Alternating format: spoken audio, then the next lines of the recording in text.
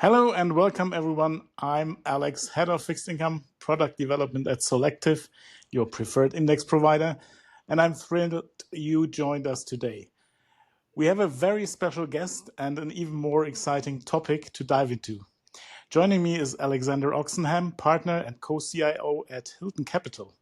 Alex, thank you so much for being here. It's always a pleasure to collaborate with you, and I know the audience is going to benefit greatly from your insights. Alex, would you mind sharing a little bit around Hilton Capital and your 14 years of experience with the company? Oh, great. Thanks, Alex, and good afternoon. Hilton Capital is an asset management firm in Garden City, New York. We manage around $3 billion in assets under management, most of it in a multi-asset income framework. And we've been investing in the topic that we're going to discuss today, BDC debt, for close to 14 years. You're just mentioning it, BDC, Business Development Companies. That's the topic of today's session. Would you please explain to the audience what is BDC? What kind of animal are we looking at? Well, BDC, which stands for Business Development Company, was created by Congress in 1980 when they modified the Investment Act of 1940. And the goal is for BDCs to provide small and growing businesses with access to capital. Investors in the U.S. are very familiar with BDC equities, where many trade on U.S. markets, including some ETFs. Our focus today will be on the senior unsecured debt. What makes BDC bonds in particular attractive to investors? Yeah, and I'll try to put this in rank order a little bit, but the regulatory leverage caps and structural safeguards make BDC unsecured debt very favorable. So by law, BDCs must maintain a minimum asset to debt ratio of 150% asset coverage. In fact, they often voluntarily cap leverage around a 1-to-1 debt to equity ratio. These constraints really serve as built-in risk mitigants, ensuring that bondholders benefit from prudent balance sheet management and reduce the likelihood of a BDC over leveraging. Functionally, many BDCs operate even more conservatively. And in a hypothetical loss example of 50% of the BDC's capital structure is in equity, so theoretically the debt would not be impaired until losses were above that amount. So BDCs typically operate with a lot of cushion for their bonds to keep them from being impaired. And if you compare this to U.S. banks, which are typically leveraged 8-to-1, yet their bonds trade at even slimmer margins than BDC debt. All right. So the Hilton BDC corporate bond ETF is the first of its kind. Having in mind that like the first fixed income ETF has been launched, I think back in 2000, if I'm not completely wrong. Why did it take so long to come up with this idea and to launch a product on that? Well, until now, with the help of Solactive, the market really lacked a rule-based index that could capture the BDC segment in a really investable format. And our new index together fills that gap. Only in recent years, and you and I worked on this, has the market really reached sufficient size and liquidity. 40 plus corporate bond issuers now. Our screens internally show an eligible universe of around 65 billion, which is neat because it remains small enough for the large players to overlook, but it's now large enough for the institutional investors to consider. We've also seen institutional demand for private credit exposure grow rapidly in the U.S. Daily liquidity has surged on the BDC debt side, and fundraising for the BDC equity has been very strong. And as BDC equity grows, naturally the leverage that comes along with it does in the BDC debt market as well. So we're excited to launch not only the first truly institutional index administrator run BDC debt index, but also the first ETF in this space. What criteria need to be fulfilled for the individual bonds to be either part of the index or involved in your portfolio behind the ETF? The index that we've collaborated on with Solactive reflects a really highly deliberate approach. We're trying to capture the risk-return characteristics of BDC senior debt while controlling for the key pitfalls that can trip up a passive strategy. So I'd highlight three key pillars of its design. One being focused, liquidity driven. The universe, we limited it to fixed rate senior bonds that have at least 250 million US dollar outstanding with available ICE pricing. We've excluded floaters, convertibles, or preferreds. Secondly, the issuer must be SEC registered as a BDC to keep the universe clean. We also instituted a 10% issuer cap with quarterly rebalancing. The issuer cap is a smart guardrail against the common pitfall of overconcentration and with large BDCs dominating the small sector. It forces a more balanced allocation, preserves liquidity, and most importantly, we think it mitigates idiosyncratic credit shocks, all while letting the portfolio capture the BDC spread opportunity. Yeah, we already touched a little bit the topic around what is in for investors.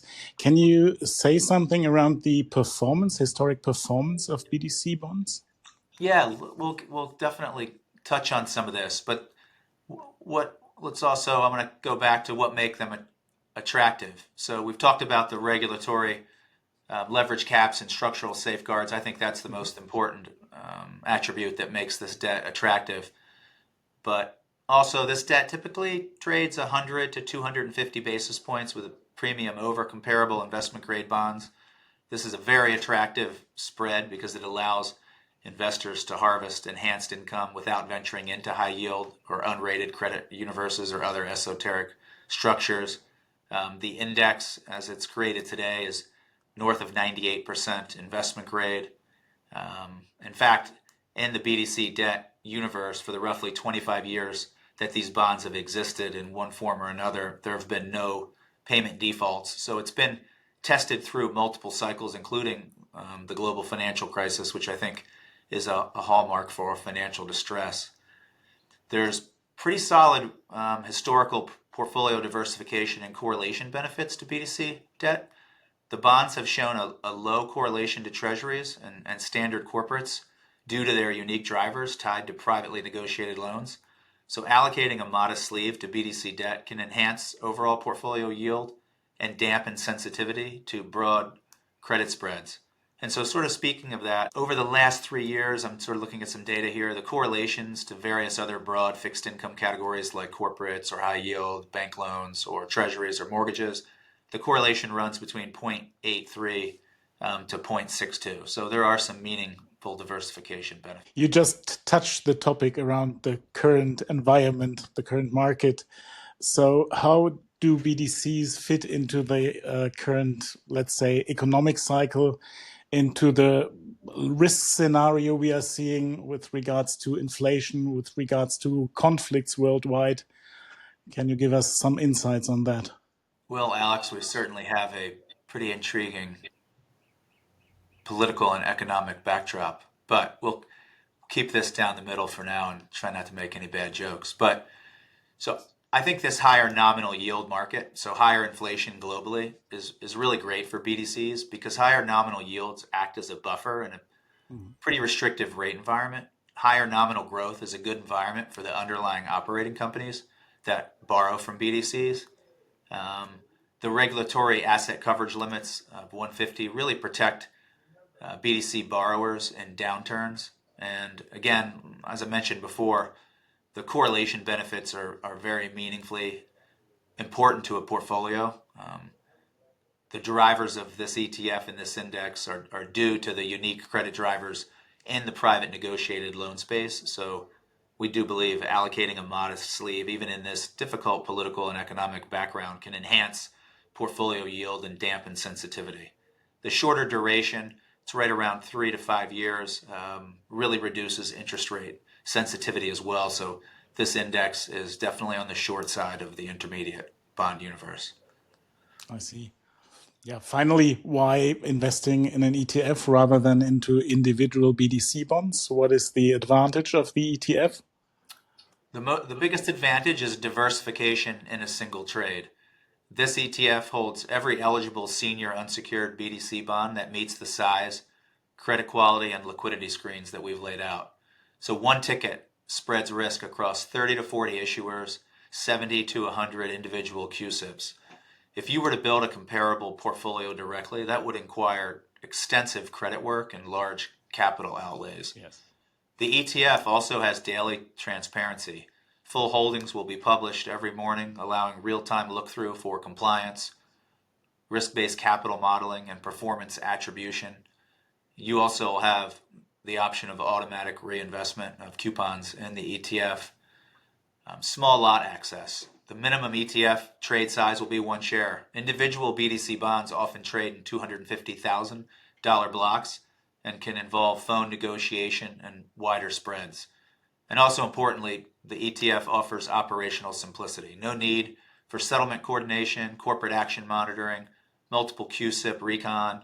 The fund administrator will handle all the back office work. But what we wanted to do was to create a broad ETF and index that really captures this spread opportunity without the need to do single manager research. So many times I've been out in the field meeting with clients and they're intrigued by the yield opportunity presented by BDC debt singly, but they're just afraid to do the credit research and make a mistake with a single holding. And this ETF and this index are going to revolutionize the ability for these advisors and institutional investors to allocate to the space. Congratulations for creating this first-of-a-kind ETF. So the final question then is, when and where will it be available? So the Hilton Capital BDC Corporate Bond ETF, ticker HBDC, will be listed on NASDAQ around the week of June 9th, 2025. Our starting NAV is expected to be $25 per share, and the expense ratio is going to be 39 basis points. We'll have monthly distributions of income, and overall we'll target a balance of income with short, intermediate duration, corporate BDC, senior unsecured notes. Super. So we at Solactive are really proud to support such an exciting product with our index expertise. Thanks a lot, Alex, for your insights. Thanks for explaining the, let's say, rather complicated animal of BDCs to our audience. It was great having you.